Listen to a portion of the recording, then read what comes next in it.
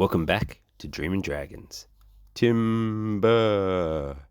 My branch has snapped. What's gone wrong? Let's talk about the importance of keeping an eye on our new growth. But first, a bit of branch chat.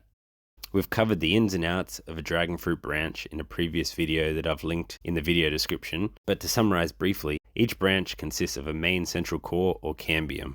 This core is the lifeblood, the spine of the plant. The rest of the plant material can disintegrate, but as long as the main core remains intact, the plant will live to fight another day.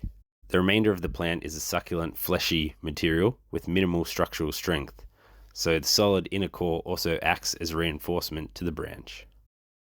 The main core also has much smaller cores that extend outwards towards the areoles or spikes or nodes. The areole is the location where the new growth and branches, as well as the fruit, have the potential to grow from. A typical branch will be three-sided with a row of nodes on each of the three edges. You'll have a row of nodes pointing to the left, a row pointing to the right, and a row pointing towards the sky. Depending how you grow your plant, there are instances where branches will be growing unsupported. Should an unsupported branch develop new growth shooting out of the nodes on the side, they'll typically hang carefree with no drama or impact on the main branch.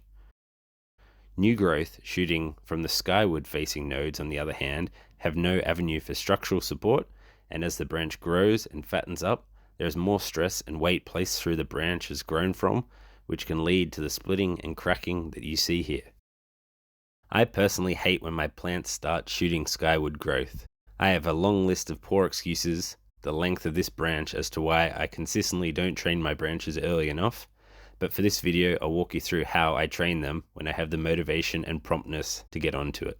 It all starts early before the branch gets too thick and vertical. There's two methods I use.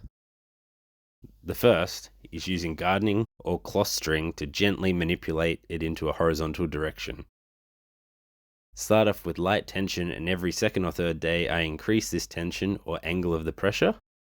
If you begin training from an early enough point and slowly progress the tension, the risk of the branch snapping is minimal. If you start late or really rip in with the tension, you may as well kiss the new growth goodbye now. Another method I use is tying a fruit protection bag around the new growth and progressively increase the weight inside the bag to perform the same gentle bend that the string performs. Some other growers I know utilize sunglass pouches and fill them with fishing sinkers or marbles. Both techniques work. Again, the same with most things in our garden, they just take time and plenty of patience.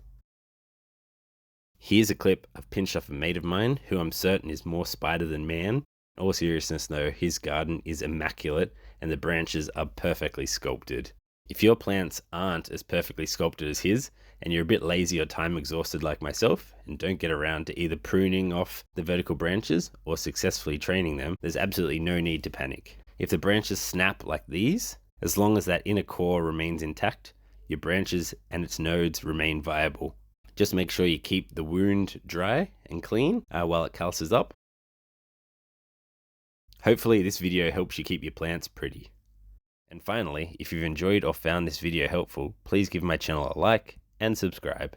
It'll do wonders to help spread my content to the wider dragon fruiting community, plus will help you keep up with all the dragon fruity goodness we have going on here. Cheers guys.